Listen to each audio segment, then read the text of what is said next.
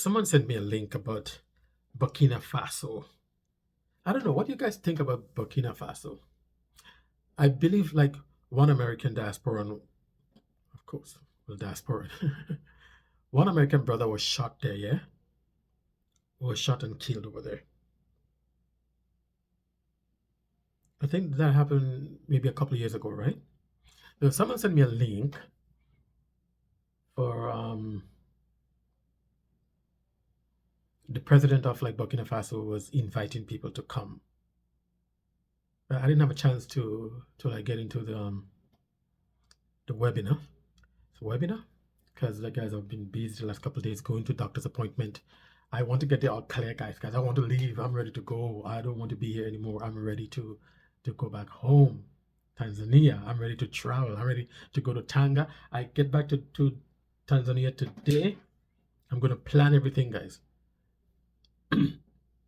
I am heading to Tanga. You guys know me in Tanga, my love for Tanga. I'm heading to Tanga, Magaroto Forest, Muheza, Lushoto. I really want to go to Lushoto. The views in Lushoto is amazing. But a lot of Muzungus there too. The climate is cooler. The landscape is amazing. Yeah, so let's not stray away from the topic. Burkina Faso. What do you guys think about Burkina Faso? If Burkina Faso offers you peace and stability, that's what we want, right? We want one of the top priorities should be, if you move into any country, your safety. So if Burkina Faso could be a safe place and Burkina Faso open up to diasporans and inviting diasporans to come in, it could be a good place to finally start looking into.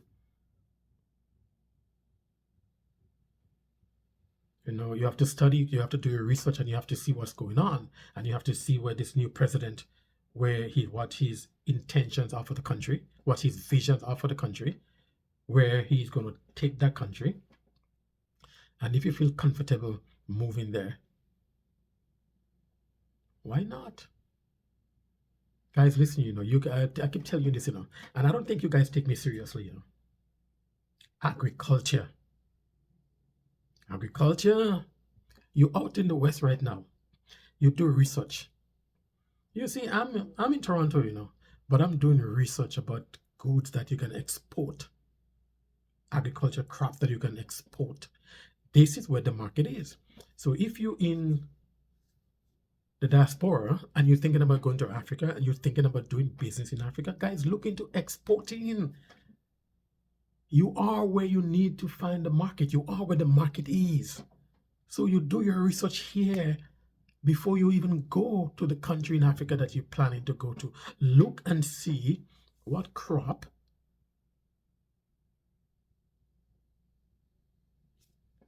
is right for that country, because different soil content.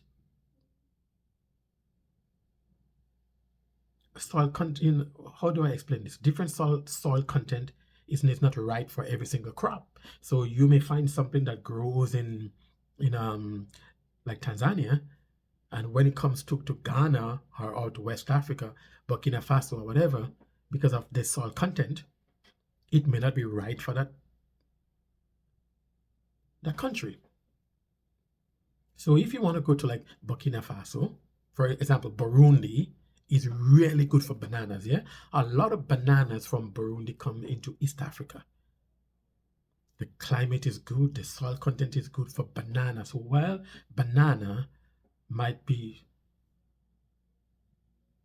hard to grow, for lack of a better word, in one country, Burundi export a lot of bananas.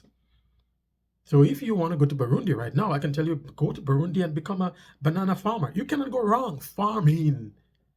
The world needs to eat. Look at this.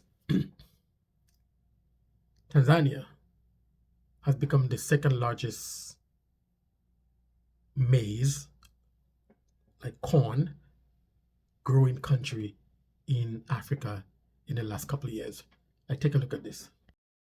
The government of Zambia and the United Republic of Tanzania has signed a contract for the sale of 650,000 metric tons of non-genetically modified organisms valued at 227 million United States dollars. Speaking during the signing ceremony today in Dar es Salaam, Zambia's Agriculture Minister Ruben Mutolo said the agreement which has been signed is a government-to-government transaction that seeks to address the food security situation in Zambia.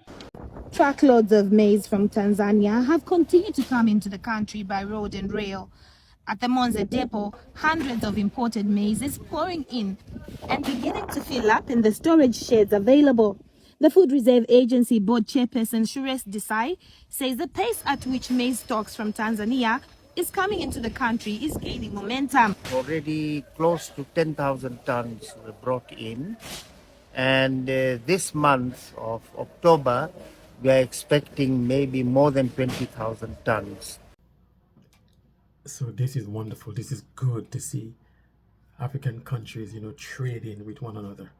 Zambia, Tanzania, they border one another. That's what it should be, inter-Africa trade. Man, it's a beautiful thing to see. Right, so you see guys from maize. See the amount of maize that Tanzania export to just Zambia. So if you go there and you get into maize farming, maize is consumed in the East African countries. Maize is consumed on the continent of Africa, used to make maize flour that they used to make ugali. Ugali is a staple meal in the region. You cannot go wrong with the cultivation of maize flour. And you see the agreement that is signed between Tanzania and Zambia.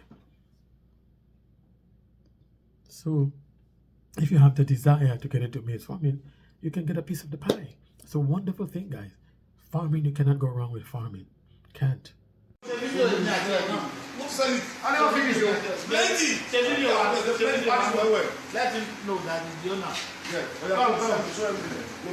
Okay, MD, this is MD. MD. Baba, come. This is the MD of this place, and he had farm. And he planted all this yam. 24 acres. No, past 50 acres. He has more than 50 acres, and he's selling it. See yam. Me this Wow. plant cassava. Pass it to 1 pro. More than 200. Yeah. He said he has cassava too. You guys, you see this, you guys know what I'm going to say. If they can do it, why can't we? It's in Nigeria now, yeah? And this is business, right? In business, you find a need and you feel the need.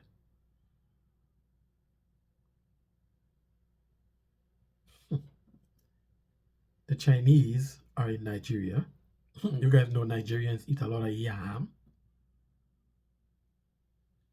In Ghana, they consume a lot of yam. So the Chinese went over there. The Chinese realized that. The Chinese saw the need.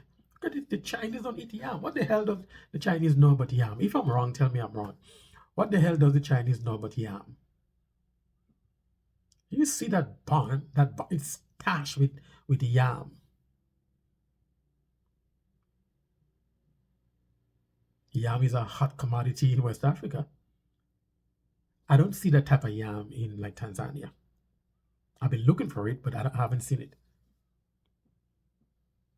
But in West Africa, Nigeria consumes a lot of. You cannot go wrong if you go to Nigeria and you become a yam farmer or a cassava farmer. Nigeria consumes a lot of cassava, a lot of yam. The Chinese came, the Chinese saw it, the Chinese fulfilled the need. And we sit down here and we complain and we say, you don't do research, you don't get into the market, you don't study, you don't know what is needed. And then you go set up some kind of consulting business or whatever, you fail, you go like complain.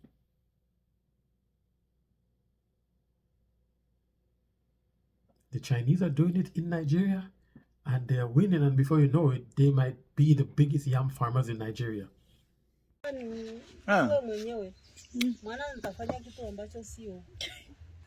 Da. Basi yule mzee akakataa. Moja kwa moja.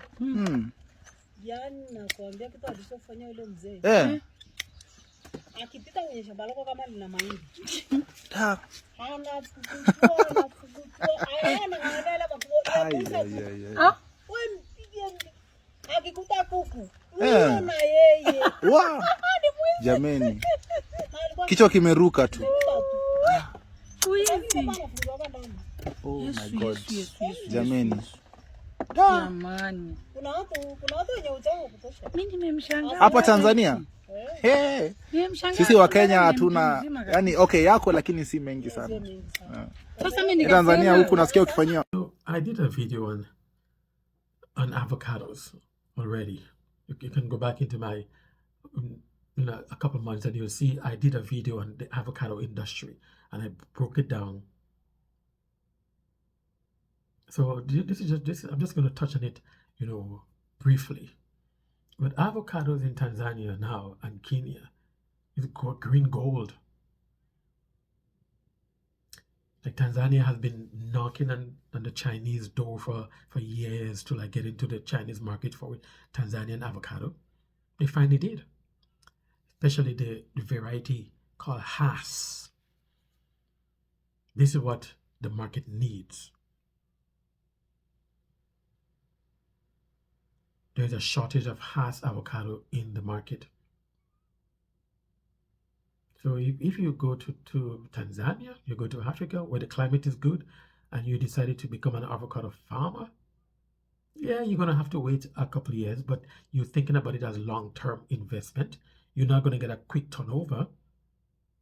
And you see that the women are there and they're separated, they're looking for the best quality because it comes in grades, right? You have different grades of the fruit. It's a fruit, yeah? Avocado, it's a fruit. You're looking for there are different grades.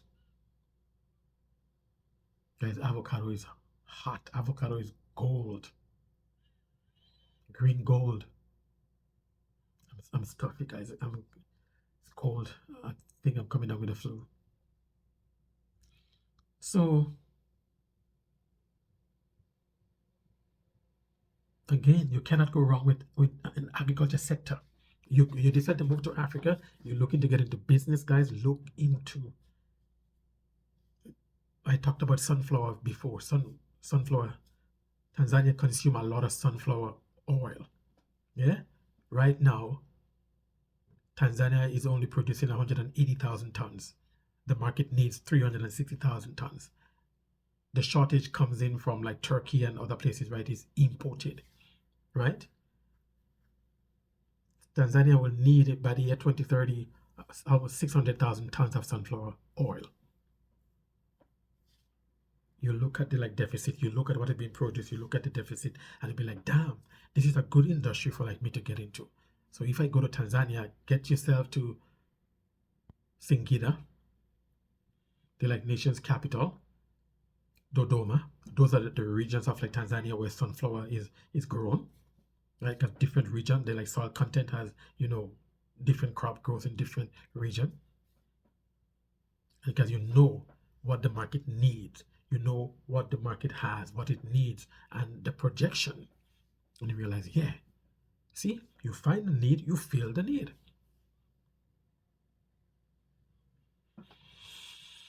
When I talked about the apples, that the German was farming, they were farming apple not necessarily for local market, but for export back to Europe, because they know what the European market needs. They know that in Tanzania it is cheaper to farm in Tanzania. They know the climate is right there, so they found themselves to Tanzania,